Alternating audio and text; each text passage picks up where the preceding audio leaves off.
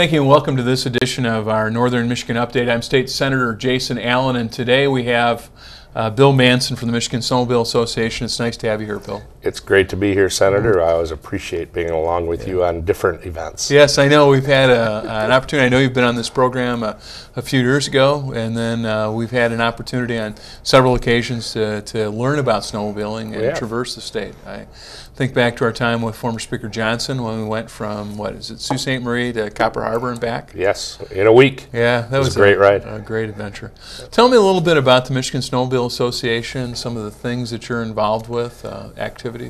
Well, the Michigan Snowmobile Association is an association of users. In other words, the snowmobilers that ride the trails out there. We currently have just over 21,000 members. We, like I said, represent the snowmobilers of Michigan in the legislature. We also represent the snowmobilers of Michigan when it comes to working with the Department of Natural Resources on trails into local governments, local areas. We're kind of the informational funnel point for them between the clubs out on that maintain and put in all the trails and state government. Historically, how did this get started? How long have you been in business? It's a very broad... It is. Well, you know, snowmobiling has been around since the mid to late 60s, and it really got popular in the early 70s.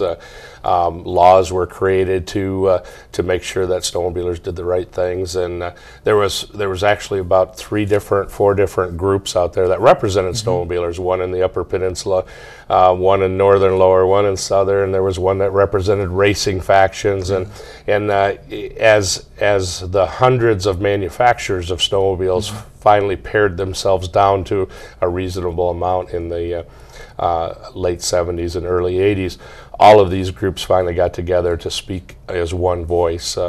And so the Michigan Snowmobile Association was started in 1982. And like I said, it was a combination of recreational user groups, Upper Peninsula groups, and Lower Peninsula groups. And so we got together. It's a board made up of a board of directors. There's representatives from each area, kind of broader areas than counties, maybe 2 to 3 county areas, and that makes up our board. And then we have an executive committee that pretty much runs the association. It's an all-volunteer association.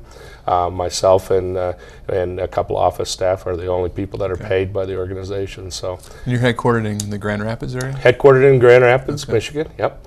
And so we get to, like I said, we're involved in a lot of different things. I love my job. My job is to take people like you snowmobiling all winter. So, you know, I was an avid snowmobiler, and I volunteered to the association from about 1983. I started working with them on public relations and some membership things. And at that time, you know, it's hard to believe, but I had an Apple computer, you know. Wow. One of the first computers back in '83, and that could hold up to 1,000 names. So actually, that's how I got started in the membership. My wife and I, and I say we, but she did all the typing. And we created a membership database, and just became a volunteer. In my regular business that I was in allowed me some time to steal away from that to do snowmobile issues and stuff. So wonderful.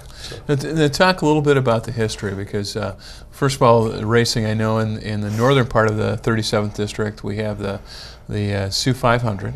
Are there any other sorts of races that occur in the snowmobiling area? Yeah, there's well, you know, there's actually about 3 different types of racing. You know, the I-500 is more of an enduro race, and there's an enduro circuit. In fact, they used to be at the Traverse City Fairgrounds. There's some over in Albright Shores. There's some over on the west end of the UP. I think, and I don't have the schedule because there's, believe it or not, another association that represents the enduro racing. So we don't really represent them. But there are enduro racing.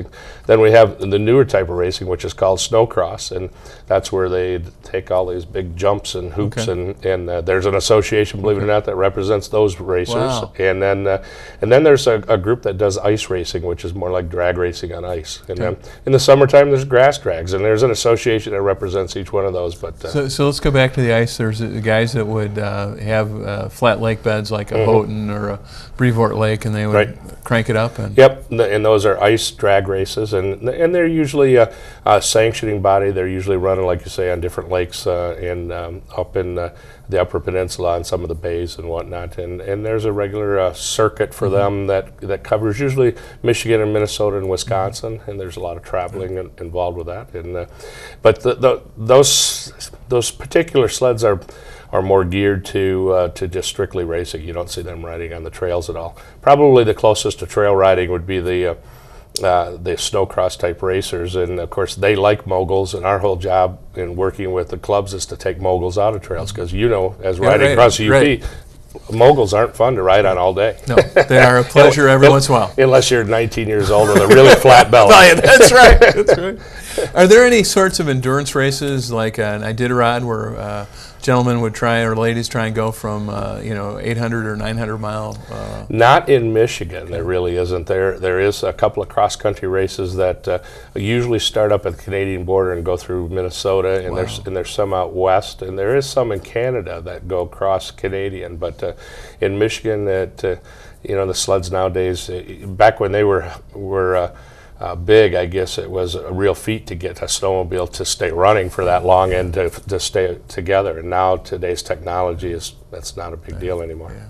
Now let's transition into sort of technology in the snowmobiling industry. I had started out, our family used to go down near the Muskegon area to a place called Little Point Sabo, and we had a 1969 motoski, like a 12-horse, and about a 1970 or 71 Ski-Doo. And they had that was about the extent of it. And bogey wheels right, on the track, and you towed them all down there. And if you got a 25-mile ride in before you had to fix one, that was correct. That was a big deal. Big deal. And they had a top speed of 25 or 30 miles an hour. Yeah.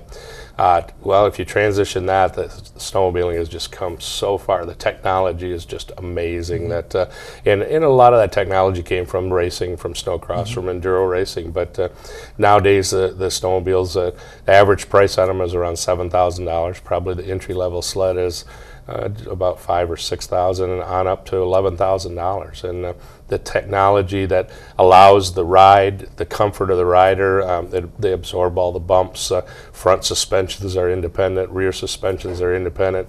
They come with hand warmers, they come with thumb warmers, some come with seat warmers, they come with places to plug in your boots. So, and the technology on the sled is one thing, and then the technology, the suits that you wear with the new fills that they have, and the layering effect. It's nothing. You can be out in 30 degree below zero with a wind chill of another 10, 20 degrees, and you don't get cold at all. The helmet technology is just amazing. Remember the old helmets you used to put on, the head cut out, you had to put goggles on. Now they come in 2 and 3 pieces that you can flip up different layers, and you can have sunglasses built into them. You can have your eyeglasses built into them. So it's just the technology is amazing. Where do you transition? What's the next generation of technology that's sort of looming over the horizon? Boy, if I could knew that, I'd invest in it. Very good. Now, I guess I should take that back. Engine-wise, they're really working a lot on the engines right now. The manufacturers have been regulated now for the last 5 years by the EPA. So transition technology, everything used to be. Is that just because of the gas and the oil and the combination that you try and put together? Yeah, I think obviously you've heard in the past of the conflicts going out in Yellowstone and between the environmental groups that wanted us not to be there, and so the manufacturers really actually went to the EPA and said, look, right now there's all sorts of misinformation out there. If you regulate us, then we can have a standard to build these engines to, and that's what they did. And so they're transitioning now from all 2-strokes. Some are staying with 2 strokes with newer technology. Some are gone to 4-stroke technology, which like I still ride a 2-stroke technology, but it's a semi-direct, high output. It has very low emissions and very low oil usage, and the gas mileage is up. It used to be if you got 8 to 10 miles a gallon, that was a lot. I'm running 20 to 25 miles a gallon. The new 4-stroke technology is doing the same thing.